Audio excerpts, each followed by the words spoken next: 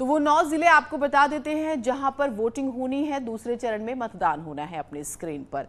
तो आप जो है, और सबसे बड़ी बात यह है कि यहाँ पर देखिए बरेली विधानसभा की 9 सीटें हैं और दिलचस्प बात यह है कि बरेली की 9 सीटें जो हैं बीजेपी ने जीती थी, जिसका हम जिक्र कर रहे हैं। उसके बाद जिला अमरोहा का जिक्र कर रहे हैं और अमरोहा भी बहुत महत्वपूर्ण है यहाँ पर, जो हम लगातार आपको जानकारी दे रहे हैं।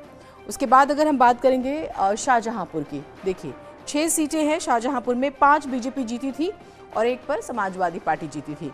बिजनौर की बात करें 8 सीटें हैं, 8 में से 6 सीटें जो है बीजेपी ने जीती थी और 2 सीटें जो है समाजवादी पार्टी ने। उसके बाद संभल की बात कर लेते हैं। संभल में 4 सीटें हैं, 2 पर बीजेपी और 2 पर समाजवादी पार्टी ने जीत दर्ज की थी।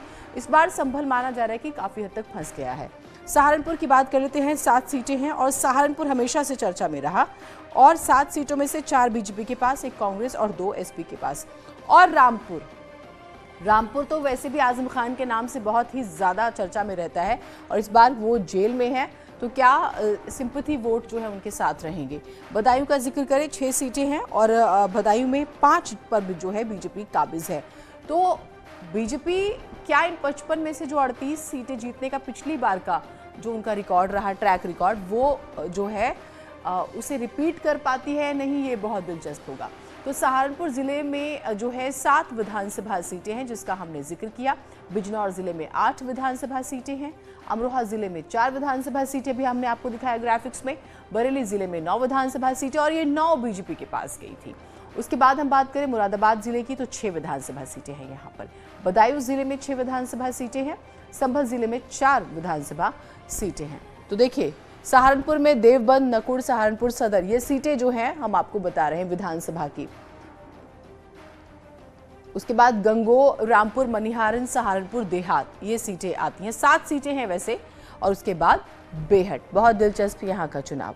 उसके बाद हम अगला जिला आपको बता रहे हैं बिजनौर। बिजनौर में भी आप देख रहे हैं बिजनौर, चांदपुर और नगीना, तो ये भी बहुत महत्वपूर्ण, क्योंकि बिजनौर की जब हमने बात की तो 8 में से 6 सीटें जो है बीजेपी के पास है और 2 सीटें समाजवादी पार्टी के पास है। नेहटौर और बढ़ापुर, ये 8 सीटें हो गई। हम आपको ग्राफिक्स के जरिए जानकारी दे रहे हैं। फिर अमरोहा, जब हम अमरोहा की बात करते हैं तो 4 सीटें हैं मुख्य रूप से। धनौरा, नौगांव, सादात का हमने जिक्र किया। उसके बाद हसनपुर आप यहाँ पर देख रहे हैं और यहाँ पर 4 सीटें बीजेपी, 4 कुल सीटें जिसमें से 3 बीजेपी जीती थी। और उसके बाद हम बरेली की बात कर रहे हैं, बहेड़ी, मीरगंज, भोजीपुरा जो है। उसके बाद 6 और सीटें हैं, नवाबगंज, फरीदपुर, बिथरी और चैनपुर। बरेली के बारे में आपने झुमका तो सुना ही होगा, और भी जो कारोबार है कितना सही तरीके से चल रहा है। बरेली सदर, बरेली कैंट, आंवला, ये वो सीटें हैं जहां पर चुनाव होने हैं। 9 की 9 सीटें बीजेपी ने जो है जीती थी, ये आपको जानकारी दे रहे हैं। उसके बाद मुरादाबाद, ठाकुरद्वार, बहुत दिलचस्प यहाँ की जंग है। कांट की बात करें या फिर हम बिलारी की बात करें तो ये बहुत दिलचस्प मुकाबला यहाँ पर। उसके बाद मुरादाबाद का हम जिक्र करें, कुंदर की, मुरादाबाद शहर, मुरादाबाद ग्रामीण। कल आप ये देखिए इस वक्त वोटिंग शुरू हो चुकी होगी इन सीटों पर। उसके बाद बदायूं की, बदायूं सदर, सहसवान और बिसौली, ये हम सीटें जो हैं आपको बता रहे हैं। बदायूं का ही हम जिक्र कर रहे हैं क्योंकि बदायूं में 6 सीटें हैं, बिलसी, शेखुपुरा, दातागंज। तो ये सभी, अगर आप इन जिलों को देखें तो यहाँ पर मुस्लिम आबादी 30 से 35 से 40% है, तो बहुत महत्वपूर्ण। उसके बाद हम संभल की बात करते हैं, 4 सीटें हैं यहाँ पर, संभल सदर, गन्नौर और असमोली।